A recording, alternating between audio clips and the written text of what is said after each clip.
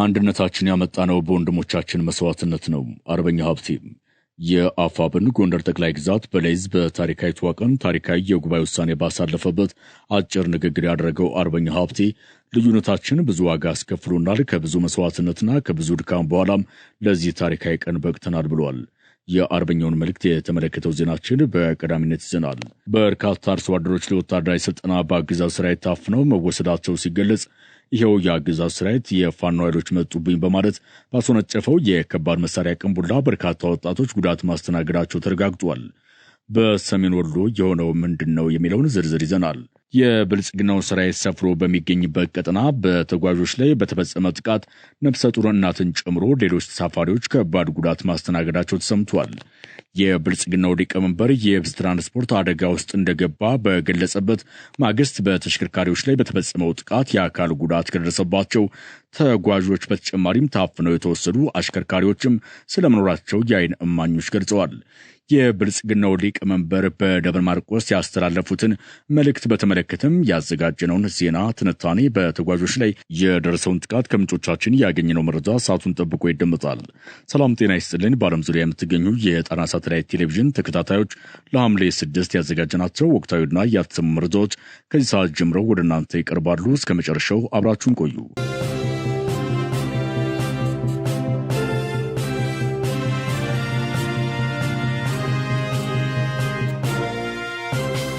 አንድነታችን ያመጣነው በወንድሞቻችን መስዋዕትነት ነው። አርበኛ ሀብቴም የቀጠናውን አንድነት ለማምጣትና ለታሪካዊቷ ጉባኤ እንድንበቃ በርካታ ወንድሞቻችን ዋጋ ከፍለውበታል ሲል አርበኛ ሀብቴ ወልዴ በጉባኤው ላይ ባስተላለፈው አጭር ንግግር አስታወቀም።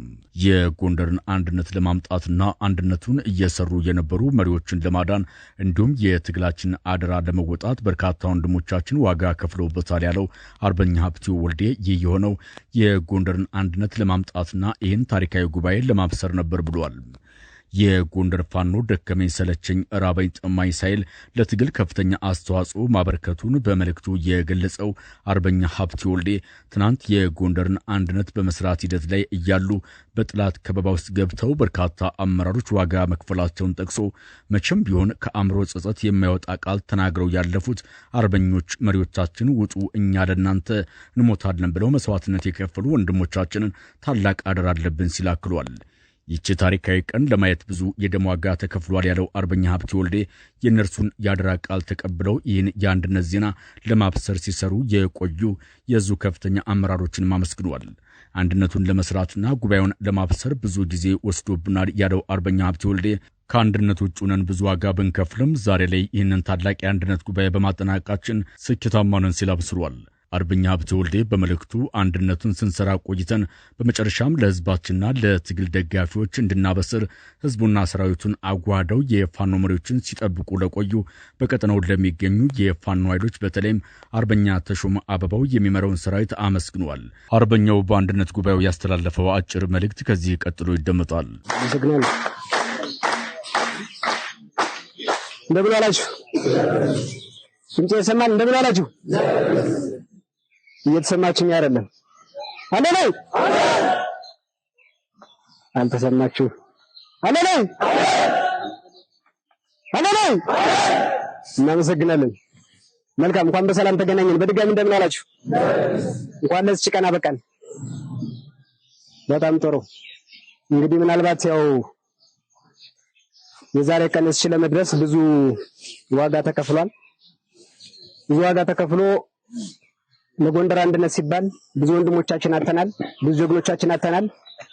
በጀግኖቻችን አጥንት በጀግኖቻችን ደም እዚህ ቦታ ላይ ለመድረስ ችለናል። ይሄ ጉባኤ ታሪካዊ ጉባኤ ነው። ታሪካዊ ጉባኤ የሚያደርገው ደግሞ ለአእምሮ ጸጸትም የማይወጣ እናንተ ውጡ እኛ ግን አንወጣም እያሉ አመራር አይሞትም እኛ ግን እንሞታለን እያሉ እንቆ ወንድሞቻችን ገብረን ብዙ ጀግኖች ወንድሞቻችን ገብረን የመጣ ነው።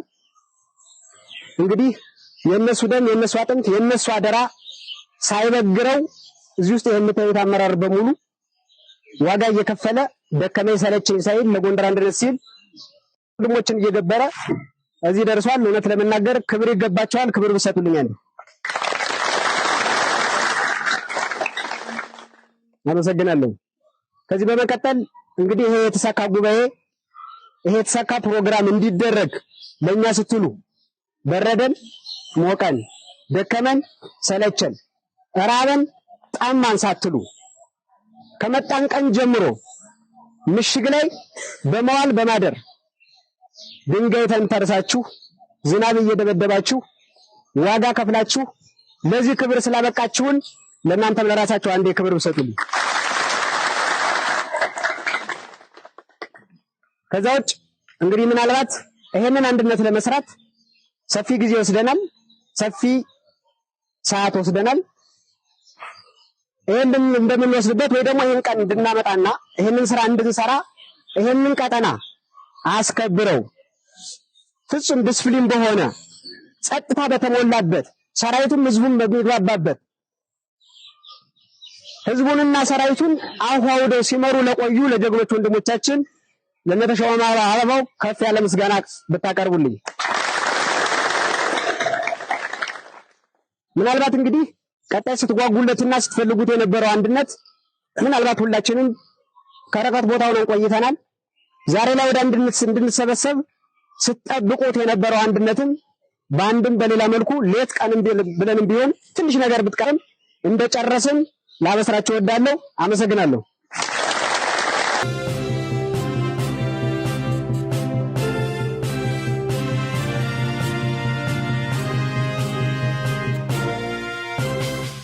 የብልጽግናው ሰራዊት በሰሜን ወሎ ዞን ግዳን ወረዳ በንጹሃን ላይ የጦር ወንጀል እየፈጸመ ነው ተባለ።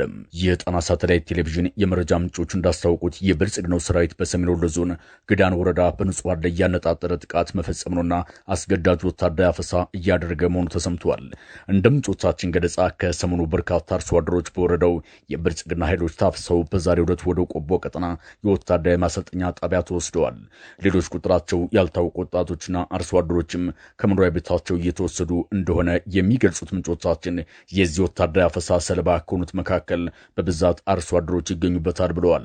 የጣና ሳተላይት ቴሌቪዥን ምንጮች እንደገለጹት ብልጽግናው እያደረገ ካለው ወታደራዊ አፈሳ በተጨማሪም በንጹሃን ላይ ጥቃት ማድረሱንም አስታውቀዋል። ትናንት ምሽት ጀምሮ በአካባቢው የፋኖ ኃይሎች እንቅስቃሴ መኖሩን ተከትሎ የብልጽግናው ሰራዊት የዘፈቀደም የከባድ መሳሪያ ተኩስ ሲተኩስ እንደነበረ የገለጹት ምንጮቻችን በዚህም ንጹሃን የአካባቢው ነዋሪዎችም ማቁሰሉንና ሀብት ንብረት ማውደሙንም አስታውቀዋል። ከዚህ በፊት በሁሉም የአማራ ግዛቶች በመደበኛ አውደ ውጊያም በፋኖ ብርት ምት ሲደርስበት ንጹሃንን በመግደል የበቀል እርምጃ ወሰድኩ የሚለው የብልጽግናው ሰራዊት ዛሬ ደግሞ በግዳን ምንም ውጊያ በሌለበት ስጋት ስላደረበት ብቻም በፈጸመው የከባድ መሳሪያ ድብደባ ይህንኑ የጦር ወንጀል ደግሞታል ነው የተባለው።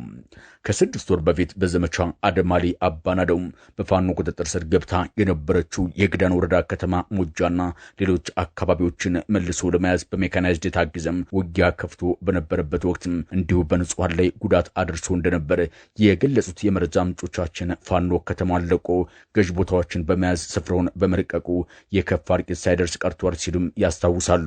ምንጮቻችን አክለውም የአገዛዙ ሰራዊት ወደ አካባቢው ከገባ ጀምሮ በፋኖ ተደጋጋሚ ጥቃት እንደተፈጸመበትም ገልጸዋል። በሁሉም ግዛቶች በፋኖ ኃይሎች የደፈጣና ድንገተኛ ሰርጎ ገብ ኦፕሬሽን ጉዳት እያስተናገደ ያለው ይህ የአገዛዙ ሰራዊት ዛሬም በአካባቢው ፋኖ ተጠግቷል በማለት ከባባድ መሳሪያዎችን እያስወነጨፈ መዋሉን ገልጸው በዚህም 3 ንጹሃን ላይ ከባድ የአካል ጉዳት እንደደረሰባቸው አስታውቀዋል። ከቀናት በፊት ፋኖ ከተማ ተጠግቶ በብልጽግናው ሰራዊት ላይ ተኩስ ከፍቶ ነበር ያሉት የመረጃ ምንጮቻችን በውጊያውም በርካታ የመንግስት ወታደሮች ሳይጎዱ እንዳልቀሩ ገልጸው ዛሬ በስጋት የተፈጸመው የከባድ መሳሪያ ጥቃትም ከዚሁ የመነጨ ነው ይላሉ።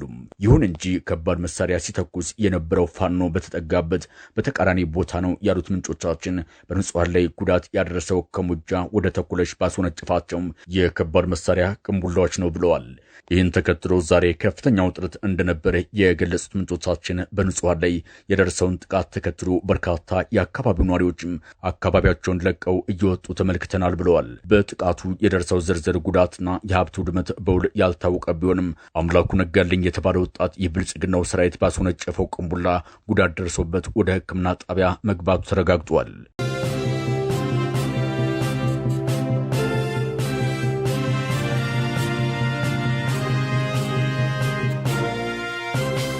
በአገዛዙ ጁንታና የብልጽግናው ሊቀመንበር ጭምር እያወቁት የሚፈጸመው የሹፌሮችና የተጓዦች ግድያ ተጠናክሮ ቀጥሏል።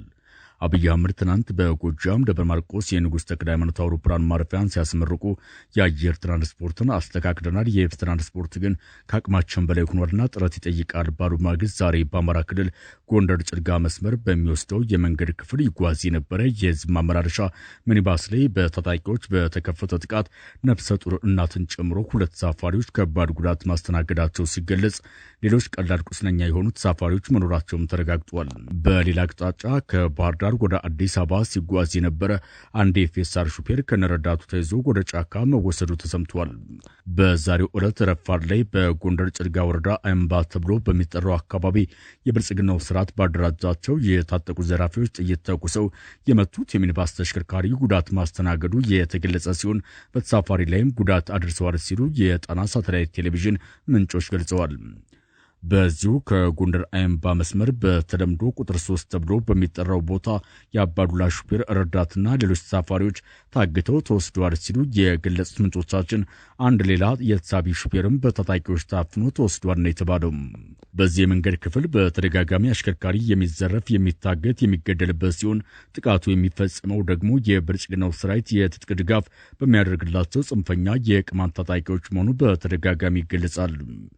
እነዚህ ታጣቂ ኃይሎችም በተለይም በጭልጋና ከመተማ በቅርብ ርቀት በሚገኘው መቃ የተባለ ስፍራ ተደጋጋሚ ጥቃት መፈጸማቸው የሚታወስ ሲሆን ከወራት በፊት በብልጽግናው ሰራዊት አጃቢነት እየተጓዙ የነበሩ 17 አሽከርካሪዎችና 14 የሚደርሱ ረዳቶች በታጣቂዎች ታፍነው ከተወሰዱ በኋላ በርካቶቹ ሲገደሉ፣ ቀሪዎቹ ከፍተኛ መጠን ያለው ገንዘብ ከፍለው መለቃቸው ይታወሳል። የብልጽግናው ሊቀመንበር አሊ ዶሮ ያለው ሽፍታ ጎጃም መጥቷል ሲሉ በተደመጡበት የትናንትናው መድረክ በመላው የአማራ ክልል የየብስ ተሽከርካሪዎች ከቦታ ቦታ ለመንቀሳቀስ እንዳልቻሉ እንዲህ ሲሉ መስክረው ነበር። በአባይ ሸለቆ አካባቢ አሊዶሮ አካባቢ የሸፈተውንና ወደ አዲስ አበባ አላሻግርም ያለውን ሽፍታ በጋራ ታግለን ማስወገድ ሲገባን ከዚህ ደጀን መሄድ እንዳንችል ተጨማሪ ሽፍቶች ማበራከታችን ተገቢ ጉዳይ አይመስለኝም። የትም ቦታ ያለውን ሽፍታ ተሰናስለን ተደማምረን በማስወገድ የህዝባችንን ሰላምና ልማት ማረጋገጥ ሲኖርብን ጭራሽ ወደ ቀያችን ወደ ሰፈራችን ሽፍቶች የተበራከቱ ሰዎች በነጻነት ከቦታ ቦታ ተንቀሳቅሰው ስራ መስራት ወደማይችሉበት ደረጃ መድረሳችን ለሁላችንም አጠያያቂ፣ ጥዩፍ የማይገባ ልንማርበት የሚገባ ጉዳይ ይመስለኛል። አብይ አህመድ የንጉሥ ተክለ ሃይማኖት አውሮፕላን ማረፊያን ለመመረቅ ትናንት በደብረ ማርቆስ ከተማ በተገኙበት እንደ ወትሮ ሁሉ በአማራ ህዝብ ላይ የጥላቻና የቂም ፖለቲካ ሲሰሩ ተደምጠዋል። የ100 ዓመት ታሪክ ጠቅሰው ንግግር ያደረጉት የብልጽግናው አለቃ የጎጃም ህዝብ በአፄ ዮሐንስና ጣሊያን ተገድሏል፣ ተጨፍጭፏል፣ ህዝቡ ከዚያ ጥፋት መማር አለበት ብለዋል። ይህ ህዝብ በአፄ ዮሐንስ ጊዜ በነበረ ሁኔታ ምን እንደደረሰበት ያውቃል። በጣሊያን ጊዜ ምን እንደደረሰበት ያውቃል። ትግል፣ ፍልሚያ፣ ውጊያ ለእናንተ አዲስ ጉዳይ አይደለም። አባቶቻችሁ አልፈውበታል። በየዘመናቱ ግን ኪሳራ፣ ሞት፣ ድቀት እንጂ ጥቅም አልተገኘበትም። አሁን ሊበቃን ይገባል። ያንን በጋራ መወሰን አለብን። የምናየውን ትተን የምንሰማውን ብቻ እየወሰድን የሚታየውን እየካድን የማይጨበጠውና የሰማነውን ብቻ እየተቀበልን ብንለያይ ኪሳራው የበዛ ስለሚሆን አፄ ዮሐንስና ጣሊያን በጎጃም ህዝብ ላይ የፈጸሙትን የቆየ ታሪክ ያነሱት ሊቀመንበሩ ከትናንት ካልተማራችሁና አርፋችሁ ካልተቀመጣችሁ ዛሬም የኔ መንግስት ህዝብን መግደሉን ይቀጥላል የሚል ይዘት ያለው ንግግር አድርገዋል። ሰዎች በነጻነት ተንቀሳቅሰው መስራት የማይችሉበት ደረጃ ላይ ደርሰናል ያሉት አብይ አህመድ የመንግስታቸውን አቅመቢስነትና አገር ለመምራት አቅም ማጣቱን በራሳቸው አንደበት አረጋግጠዋል። የብልጽግናው ሊቀመንበር አውሮፕላን ማረፊያውን ሲመርቁ ከደብረ ማርቆስ ከተማ ወደ አዲስ አበባ በመኪና መጓዝ ያለውን አደጋም ገልጸዋል። እውነትም ለአማራ ህዝብ አዲስ አበባ መግባት ትልቅ ፈተናና ህይወት የሚያስቀዝፍ መሆኑን የከረመ ችግር ቢሆንም ይህ ችግር የሚቀረፈው ግን ያገዛዙ አለቃ አብይ አህመድ እንዳሉት ከደብረ ማርቆስ ህዝብ ጋር በመስራት ሳይሆን እርሳቸው ያደራጁትን የሸኔ ታጣቂ ከጓጽዮን እስከ አሊዶሮ ካለው ስፍራ ሲያጠፉ መሆኑን ጠፍቷቸው አልነበረም። እሳቸው 4 ኪሎ ከገቡ ጀምሮ የአማራ ሕዝብ መንገድ ላይ በማገት ሚሊዮን ብር የሚቀበለውና ንጹሐን የሚገድለው በኦሮሚያ ክልል የሚገኘውና በእሳቸው መንግስት የሚደገፈው በተለይም ከሽመልስ አብዲሳ ጋር የሚሰራው በኦነግ ሸኔ ስም የተደራጀ መዋቅራዊ ቅርጽ ያለው ገዳይ ቡድን መሆኑ በተደጋጋሚ ይነሳል። አብይ አህመድ በንግግራቸው የአገር አቋራጭ የህዝብ ትራንስፖርት ተሽከርካሪዎች ላይ በተደጋጋሚ እገታ የሚፈጸምባትን በኦሮሚያ ክልል ሰሜን ሸዋ ዞን ደግም ወረዳ ውስጥ የምትገኘውን አሊዶሮን ቀበሌን አንስተዋል። ከአዲስ አበባ በስተሰሜን 142 ኪሎ ሜትር ርቀት የምትገኘው አሊዶሮን ንጹሐን አማራዎች በወዴድ ብልጽግና በሚደገፉ ታጣቂዎች ታግተው ሚሊዮን ብር የሚጠየቁበትና ንጹሐን በግፍ የሚገደሉባት ቦታ ነች።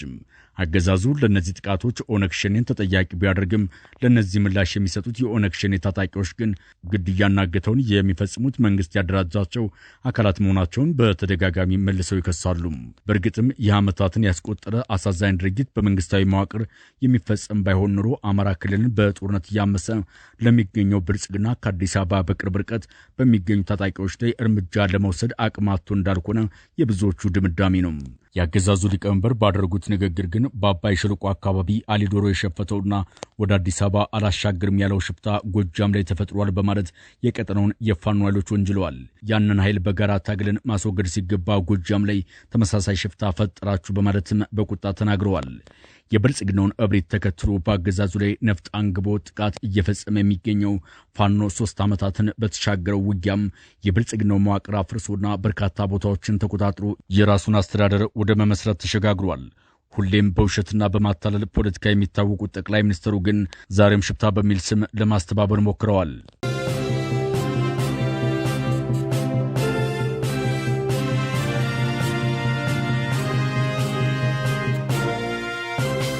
ከጣና ሳተላይት ቴሌቪዥን የዛሬ ዜናችን በዚህ አበቃን። ሰብስክራይብ፣ ላይክ፣ ሼር በማድረግ የቻናላችን ቤተሰብ ይሁኑ። አብራችሁን ስለነበራችሁ እናመሰግናለን። ጤና ይስጥልን።